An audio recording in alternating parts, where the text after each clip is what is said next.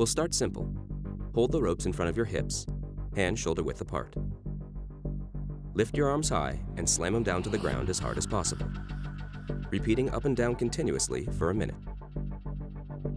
Pause, rest, and do another set.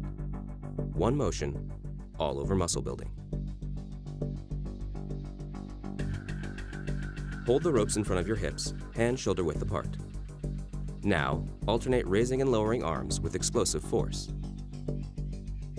Keep going till you can't. Stand with knees slightly bent. Grab the ropes with palms facing in, holding them off to one side of your body. Now, raise arms high up and over your head to bring them down hard on the other side. Then, up and over to the other side. Repeat back and forth until you feel the burn.